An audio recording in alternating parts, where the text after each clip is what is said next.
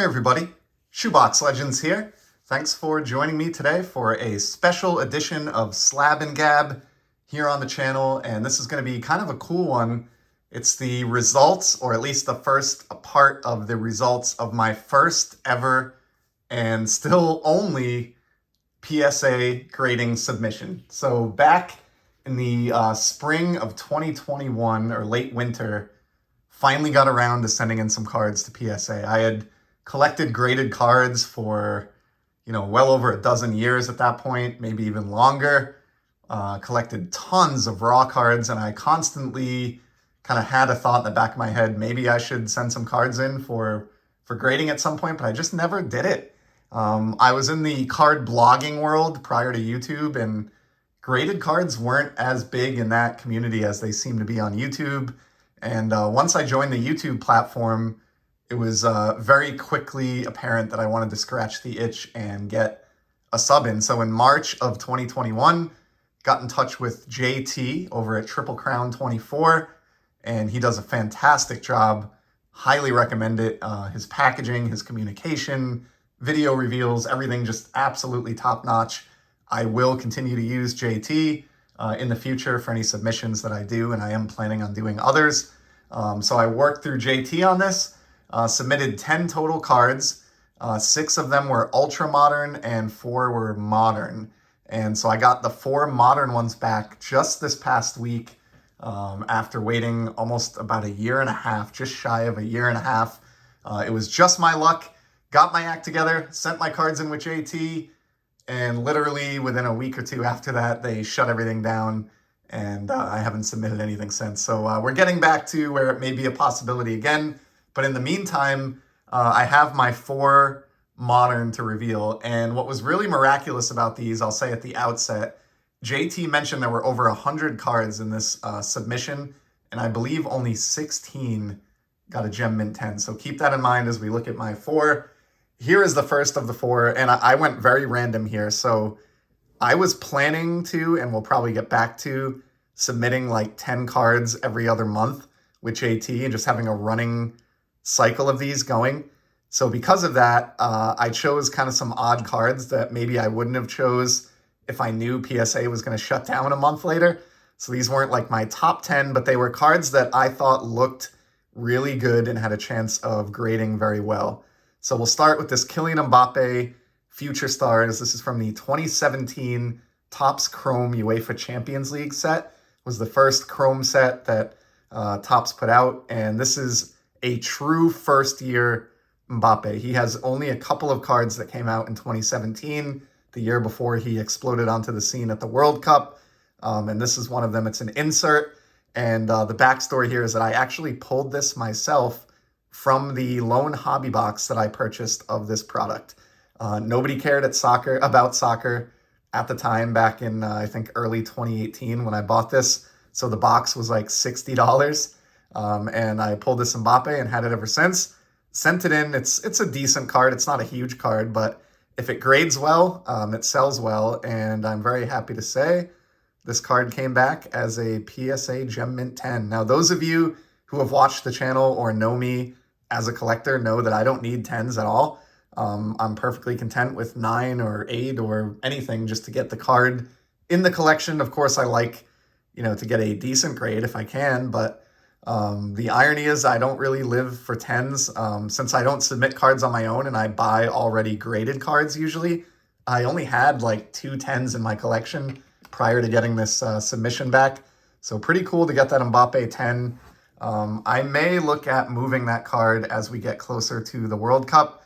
All of the leagues for soccer, including the league that Mbappe plays in, are starting up within the next couple weeks. And then, of course, we have the World Cup in November. So as we get closer, may sell that card if it ends up, getting to a point where it's commanding, $500 or more. I would probably let it go and put that money into a big vintage card. And speaking of which, the next one of the 4 is one that I took a total chance on just to try an experiment of buying a card and flipping it. And I don't do this often.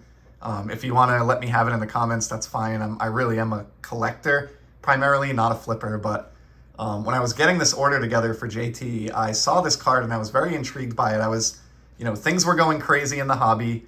The pandemic was, full blown and all the madness had ensued. And I felt like one of the areas that hadn't really been exploited yet, I guess, was tennis. As random as that is, I'm not a tennis guy at all. But I found out about this card. It is a 2007 Ace Authentic rookie card of Novak Djokovic. And it's a Straight Sets is the name of the set. And it was made by Ace Tennis. You can see the Ace Authentic foil logo in the upper left. So I knew enough about tennis just from watching SportsCenter and doing a little bit of research to know that, he's going to go down as one of the greats in the game. And he's definitely a strange dude, I think, and has been in the press for some odd reasons over the past couple of years. But his talent, is undeniable. And I scooped up this rookie card for $25. So just totally taking a chance. It was cheap enough that I thought there could be future value here, and it could be something that I could flip into a big card later.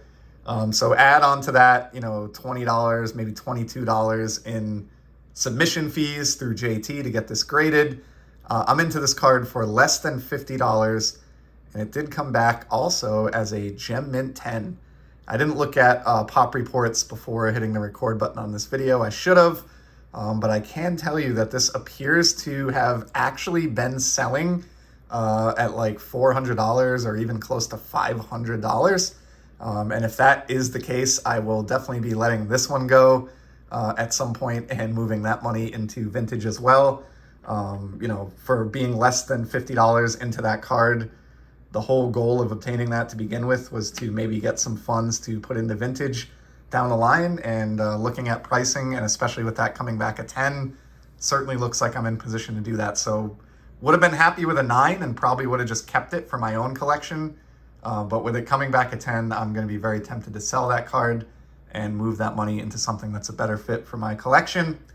And then the last two that I have here from the same set. This is a set that I've kind of been singing the praises of ever since the early days of my channel and well before I was even on YouTube. Panini Prism, which is just a huge deal in basketball and football.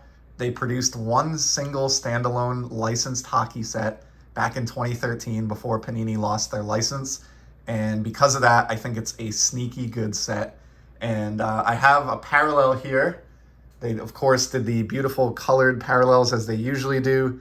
Sidney Crosby. This is the green. Look at that. And this one came back again as a Gem Mint 10. And I mean, I'm just, at this point, blown away, especially hearing from JT that, only about 15% of the cards that were submitted were scored a Gem Mint 10.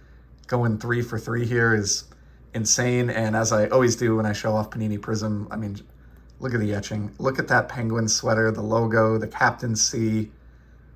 Just amazing. I mean, I don't know that green is the most desirable color of these parallels. These are not serial numbered. None of the colored parallels in Prism were serial numbered. There's blue, red, green, blue pulsar, red pulsar, and there's, regular silver. None of them are numbered. I think they're all probably about equally as scarce, but just a really cool card and a significant one to get back in a 10. Again, maybe not the first hockey card I would have submitted if I knew PSA was shutting down, but seeing it come back this way, I certainly can't complain about the results. And that's a pretty awesome card to add to the Crosby collection. While I'm not, a giant Crosby collector, you can't ignore his importance in the sport and the hobby. And so while I focus a little bit more on Ovechkin, I'm very, very grateful to land that type of a Crosby and to have it slabbed up. Then the very last card, it's kind of a good segue to that one, of course. If I had the Crosby, I also had the Alex Ovechkin, the green Prism from 2013. I've shown in the past, I have the silver or Prism version of this, which is just like a refractor. I think that's the most desirable version, but happy to have this green to pair with it. My silver's in a BGS slab. This is obviously PSA now, but man, that etching is just, just unbelievable. And drum roll, please. The fourth and final card also came back as a PSA 10. So in an order of more than 100 cards that had just 16 PSA 10s in it, I miraculously went 4 for 4. And despite submitting only 4 cards, I was responsible for getting like 25% of the PSA 10s back in my individual selection from that order. So that is pretty amazing. I think there was probably some luck involved. Maybe I just got a good grader. I did, I don't have like a jeweler's loop or anything like that. I'm not a professional grader by any means, but I did put some time and effort into looking over, which cards I thought looked the best just to my naked eye before sending them in. And I think in retrospect, I did very, very well here. So certainly the cards on the end will probably be moved out of the collection at some point and repurposed into something else. The 2 in the middle, I'll have a little bit of a harder time letting go of just because I love that Prism hockey release, but who knows what the future holds. But anyway, that is my first and to date only PSA submission. I do have 6 other ultra modern cards that I'm still waiting on. That portion of the order has not come back. Just spoiler there, they're all soccer cards featuring Mbappe that I'm hoping to get back in time and probably sell leading up to the World Cup in the late fall, early winter. So thank you very much for checking out my submission results. If you've submitted anything to PSA or SGC or even CSG recently, I'd love to hear about it in the comments. Let me know. And let me know if you enjoyed any of these cards. And I will certainly be back in the very near future with some more sports card content. Until then, enjoy the hobby.